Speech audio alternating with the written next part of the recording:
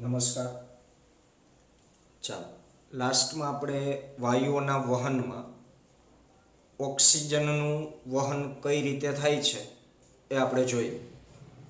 ત્યાર પછી હવે આપણે વાત કરીએ કાર્બન ડાયોક્સાઇડના વહનની.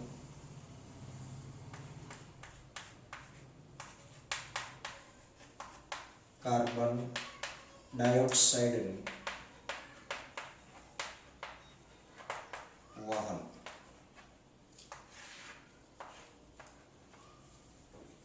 તો આપણે જ્યારે વાયુઓના વહન ટોપિકની ચર્ચા કરેલી ત્યારે અમુક આંકડાકીય માહિતીઓ આપણે લીધેલી હતી કે ઓક્સિજન છે તો 97% ઓક્સિજન રક્તકણો દ્વારા વહન પામે છે અને બાકીનો 3% ઓક્સિજન છે એ રુધિર રસ દ્વારા વહન પામે છે. એ જ રીતે કાર્બન ડાયોક્સાઇડ છે તો એમાંથી આશરે 20 થી 25% કાર્બન ડાયોક્સાઇડ એ રક્તકણ દ્વારા વહન પામે છે.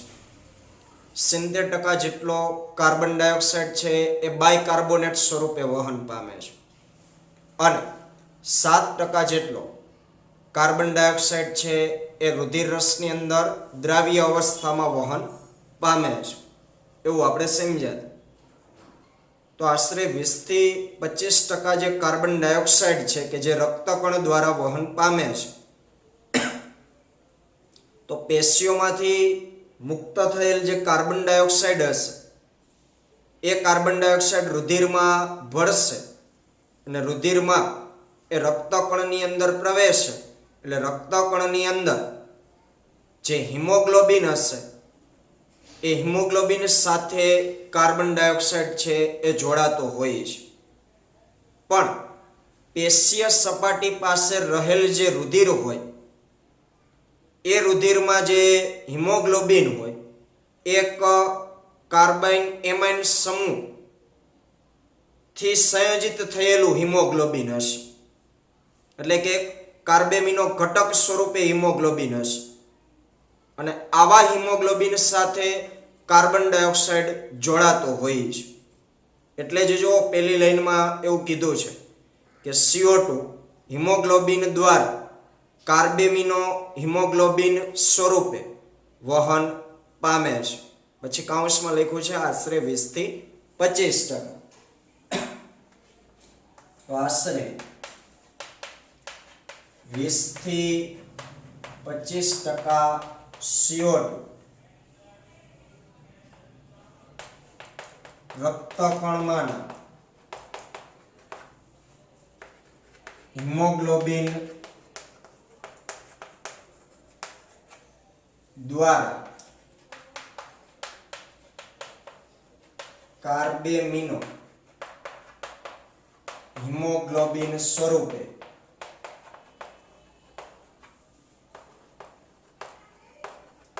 વહન પામે છે. આ પ્રક્રિયા ક્યાં થશે? પેશીય સપાટી પાસે. પેશીય સપાટી. જેમ આપણે ઓક્સિજનના વહનમાં જોડાણની આપણે જે વાત કરતા હતા એ ફેફસાની સપાટી પાસે આપણે એવું લખતા હતા. હવે અહીં CO2 નો માર્ગ ઊંધો થશે, પેશીથી રુધિર અને રુધિરથી વાયુ કોષ. તો કાર્બન ડાયોક્સાઇડ ક્યાં હોય? પેશીઓની અંદર, એટલે કે કોષો. હવે કોષોમાંથી મુક્ત થઈને ક્યાં જાય? રુધિર. તો એ પેશીય સપાટીની આજુબાજુનું જે રુધિર હશે એ રુધિરના રક્તકણની અંદર જે હિમોગ્લોબિન હશે એ કાર્બેમિનો ઘટક સ્વરૂપે હશે, એટલે કે HbNH2 સ્વરૂપે હિમોગ્લોબિન હોય. એની સાથે કોણ જોડાય છે? CO2. તો કોષોમાંથી મુક્ત થયેલ CO2 રુધિરમાં જાય, રુધિરની અંદર રહેલ રક્તકણમાં એ જશે અને રક્તકણની અંદર જે હિમોગ્લોબિન હશે એ આ સ્વરૂપે હશે, HbNH2 સ્વરૂપે, એટલે કે કાર્બેમિનો ઘટક તરીકે. હિમોગ્લોબિન સાથે NH2 સમૂહ જોડાયેલો હશે, એમાઇન સમૂહ. આવા હિમોગ્લોબિન સાથે CO2 જોડાય અને શું બનાવે? HbNH COOH એટલે કે કાર્બેમિનો હિમોગ્લોબિન. આ ઇક્વેશન ટેક્સ્ટબુકમાં આપેલી નહીં હોય એટલે આપણે લખી નાખશું.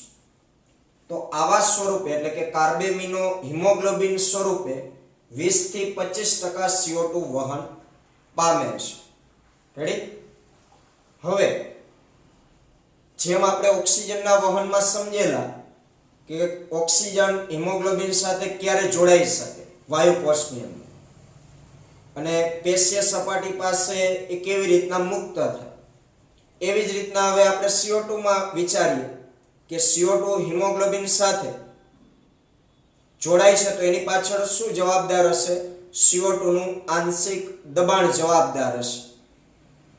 તો આ જોડાણ મુખ્યત્વે CO2 ના આંશિક દબાણ સાથે સંબંધિત છે.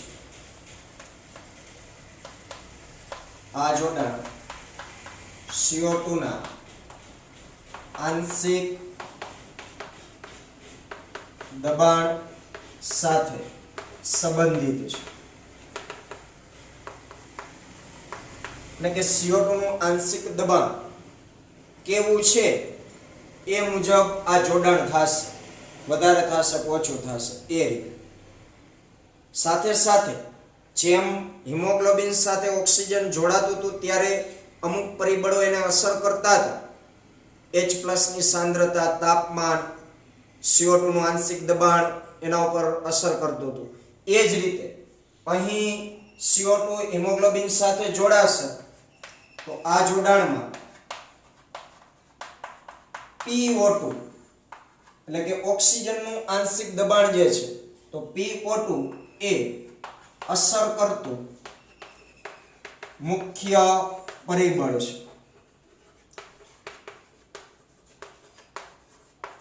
એટલે કે PO2 ના દબાણ સાથે આ ઘટના સંકળાયેલી હશે કે PO2 વધારે હશે પેશીય સપાટી તો પછી CO2 એટલો બધો જોડાઈ નહીં શકે, અને PO2 ઓછું હશે તો CO2 જોડાઈ શકશે. તો ત્યારે આપણે જે ઓલું લખેલું હતું અહીં વાયુ કોષ નામ પેશી કરીને એવું ને એવું આમાં પણ આપણે સમજીએ. તો CO2 નું જોડાણ ક્યાં થાય? પેશીય સપાટી પાસે. તો પહેલા આપણે અહીં પેશી લખશું, પેશીમાં ઓનાથી ઉલટું આવશે ક્રમ ઓક્સિજન કરતા. તો પેશીઓમાં PCO2 વધુ હોય, PCO2 વધુ હોય અને PO2 ઓછું હોય. આવી સ્થિતિ હોય ત્યારે CO2 હિમોગ્લોબિન સાથે જોડાઈ શકે છે. એટલે કે ત્યારે કાર્બન ડાયોક્સાઇડનું જોડાણ થશે. CO2 એ હિમોગ્લોબિન એટલે કે Hb સાથે જોડાય. હવે વાયુ કોષ્ઠ પાસે મુક્ત થવાનો હશે તો વાયુ કોષ્ઠમાં આનાથી ઉલટી સ્થિતિ હોવી જોઈએ, કારણ કે હવે એનું વિયોજન એટલે કે CO2 Hb માંથી ક્યારે છૂટો પડે તો જ્યારે વાયુ કોષ્ઠમાં PCO2 ઓછું હોય અને PO2 વધુ હોય ત્યારે શું થશે? CO2 એ Hb માંથી વિયોજન પામે એટલે કે છૂટો પડે. વિયોજન પામશે એટલે એ પેશીમાંથી ટૂંકમાં પેશીમાંનો કાર્બન ડાયોક્સાઇડ એ વાયુ કોષ્ઠની અંદર મુક્ત થશે અને વાયુ કોષ્ઠમાંથી ઉચ્છ્વાસ દ્વારા એને બહાર કાઢવામાં આવતો હોય છે. એટલે ફરીથી સમજી લો કે પેશીઓમાં PCO2 વધુ હોય એટલે કે પેશીની અંદર કાર્બન ડાયોક્સાઇડની માત્રા વધારે હોય, આંશિક દબાણ વધુ હોય અને PO2 ઓછું હોય, ઓક્સિજન ઓછું હોય ત્યારે કાર્બન ડાયોક્સાઇડ હિમોગ્લોબિન સાથે જોડાઈ શકે. હવે એ વહન પામતો વાયુ કોષ્ઠ પાસે પહોંચે એટલે વાયુ કોષ્ઠ પાસે PCO2 ઓછું હોય, વાયુ કોષ્ઠની અંદર કાર્બન ડાયોક્સાઇડની માત્રા ઓછી હોય અને ઓક્સિજનની માત્રા વધુ હોય એટલે Hb સાથે જે જોડાયેલ CO2 છે એ બંનેનું વિયોજન થશે અને એમાંથી કાર્બન ડાયોક્સાઇડ મુક્ત થશે. ક્લિયર? એટલે આ બાબતને પણ આપણે MCQ માં ખાસ યાદ રાખવાની રહેશે. એટલે પેશીઓમાં હિમોગ્લોબિન સાથે જોડાયેલ જે CO2 હશે એ આ ઘટના સમયે વાયુકોષની અંદર મુક્ત થશે. બીજું કે રક્તકણ અને રુધિર રસ આ બંનેની અંદર એક ઉત્સેચક હાજર હોય છે, કાર્બનિક એનહાઇડ્રેસ ઉત્સેચક.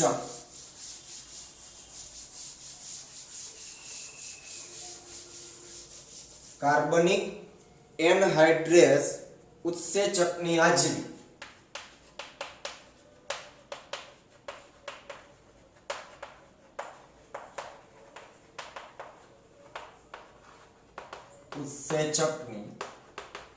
હાજરી વધુ પ્રમાણમાં રક્તકણમાં અને ઓછી માત્રામાં રુધિર રસમાં હોય છે.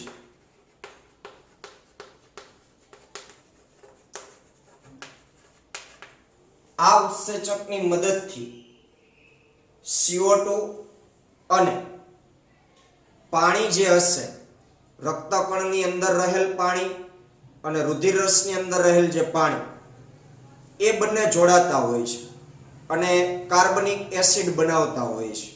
એની ઇક્વેશન આપણે લખીએ તો CO2 H2O. Carbon dioxide H2O સાથે જોડાઈને પણ અમુક ટકા વહન પામે છે. તો CO2 H2O અને એમાંથી શું બનાવશે? H2CO3 એટલે કે કાર્બનિક એસિડ. આ આખી પ્રક્રિયા છે એ રિવર્સેબલ હશે એટલે કે પ્રતિવર્તી હશે આ ઉત્સેચકની હાજરી કાર્બનિક એનહાઇડ્રેસ. પછી આની પ્રમાણ જો વધી જાય તો આ H2CO3 નું વિયોજન ફરી પાછું આ ઉત્સેચકની હાજરીમાં થાય અને H+ અને HCO3- છે એ બનાવી દેવામાં આવે. આ પ્રક્રિયા પણ પ્રતિવર્તી હશે અને આ ઉત્સેચકની જ હાજરીમાં એ ક્રિયા થશે.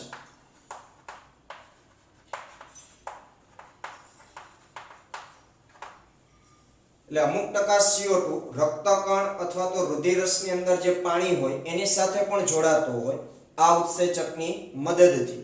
તો CO2 H2O કાર્બનિક એનહાઇડ્રેસ ઉત્સેચકની મદદથી શું બને? H2CO3 એટલે કે કાર્બનિક એસિડ. આ કાર્બનિક એસિડ સ્વરૂપે પણ અમુક ટકા કાર્બન ડાયોક્સાઇડનું વહન થતું હોય છે. પણ આની માત્રા જો વધી જાય તો શરીરમાં નુકસાન કરે. એટલે જો માત્રા વધી જાય તો એનું ફરી પાછું વિયોજન કરી નાખવામાં આવે આ જ ઉત્સેચકની મદદથી અને એમાંથી હાઇડ્રોજન આયન અને બાયકાર્બોનેટ આયન છૂટા પાડી દેવામાં આવતા હોય છે. આ પણ રિવર્સેબલ છે. આ જોડાઈ પાછું આઈ બની શકે છે. એવી રીતના આ બંને જોડાઈને આઈ બની શકે, આમાંથી આઈ બની શકે છે. એ પણ રિવર્સેબલ જ પ્રક્રિયાઓ છે. તો પેશી સ્તરે અપચય પ્રક્રિયાઓને કારણે કોષોની અંદર ચાલતી રાસાયણિક પ્રક્રિયાઓ જે હોય શક્તિ મુક્ત કરવાની, તો એ બધી અપચય ક્રિયાઓ હોય. તો એ અપચય ક્રિયાઓને કારણે ઉત્પન્ન થયેલ જે કાર્બન ડાયોક્સાઇડ છે, આ કાર્બન ડાયોક્સાઇડનું આંશિક દબાણ છે ઊંચું હોય પેશીય સ્તરે. પેશીની અંદર ઓક્સિજન કરતાં કાર્બન ડાયોક્સાઇડનું પ્રમાણ કેવું હોય? વધુ હોય. તેથી CO2 રુધિરમાં પ્રસરણ પામે છે અને HCO3- અને H+ બનાવે છે. એ આ રીતે CO2 છે એ પેશીમાં વધારે હોય એટલે ત્યાંથી એ રુધિરમાં જાય. કારણ કે કોઈ પણ દ્રવ્યનો નિયમ છે વધુ સાંદ્રતાથી ઓછી સાંદ્રતા તરફ એ પ્રસરણ કરે. તો પેશીમાં CO2 વધારે, રુધિરમાં ઓછો, તો પેશીમાંથી નીકળીને ક્યાં જાય? રુધિરમાં. તો હવે રુધિરમાં જેવો CO2 જશે એટલે રક્તકણમાં જશે અથવા તો રુધિર રસમાં જશે. એની અંદર જે પાણી હશે એની સાથે આ ઉત્સેચકની મદદથી જોડાશે અને H2CO3 બનાવશે. આ H2CO3 નું ફરી પાછું આ ઉત્સેચકની મદદથી વિયોજન થશે અને શું બનશે? H+ અને HCO3- હાઇડ્રોજન આયન અને બાયકાર્બોનેટ આયનમાં એનું વિયોજન થશે. વાયુકોષ્ઠ સ્તરે જ્યારે PCO2 નીચું હોય ત્યારે પ્રક્રિયા વિરુદ્ધ દિશામાં થાય. બરોબર. અત્યારે H2CO3 માંથી આ બે, પણ વાયુ કોષ્ટમાં PCO2 નીચું હોય ત્યારે આ જોડાઈને આ બને, જે CO2 અને H2O બનાવે છે. આ રીતે પેશી સ્તરે CO2 બાયકાર્બોનેટ સ્વરૂપે ગ્રહણ થાય છે અને વાયુ કોષ્ટ સ્તરે વહન પામેલ CO2 બહાર મુક્ત થાય છે. પ્રત્યેક 100 મિલી ઓક્સિજન વિહીન રુધિર એટલે કે CO2 વાળું રુધિર દ્વારા વાયુ કોષ્ટમાં લગભગ 4 મિલી CO2 મુક્ત થાય. જેમ આપણે ઓક્સિજન વહનમાં પણ છેલ્લી લાઈન એવી સમજ્યા કે 100 મિલી ઓક્સિજન યુક્ત રુધિર એ 5 મિલી ઓક્સિજન પેશીઓને પહોંચાડે છે. તો હવે પેશીઓમાંથી મુક્ત થયેલો કાર્બન ડાયોક્સાઇડ જે રુધિરમાં જશે, જેને આપણે ઓક્સિજન વિહીન રુધિર કહેશું, તો એવું 100 મિલી ઓક્સિજન વિહીન રુધિર હોય તો એમાંથી માત્ર 4 મિલી જેટલો કાર્બન ડાયોક્સાઇડ વાયુ કોષને આપવામાં આવે કે જે આપણે ઉચ્છ્વાસ દ્વારા બહાર કાઢીએ છીએ. એટલે આ લાઈનની નીચે પણ અંડરલાઈન કરી નાખશું. રેડી? ચાલો, તો આ વાત થઈ કાર્બન ડાયોક્સાઇડના વહનની. અહીં આપણી ટેક્સ્ટબુકની અંદર ખૂબ જ શોર્ટ ટૂંકમાં આપણને કાર્બન ડાયોક્સાઇડનું વહન સમજાવી દીધું છે. પણ આ ચેપ્ટર પૂરું થાય અને પછી આપણે નીટની જે કંઈ તૈયારીઓ કરાવશું તો જે તે વખતે એ ટોપિકોને આપણે ઊંડાણપૂર્વક સમજવાના થશે. બરોબર? પણ અત્યારે આપણી ટેક્સ્ટબુક પ્રમાણે આટલું પ્રિપેર કરવાનું રહેશે. ચાલો, તો આ વાત થઈ કાર્બન ડાયોક્સાઇડના વહન. અહીં સુધી રાખી, બાકીનું આવતા લેક્ચરમાં.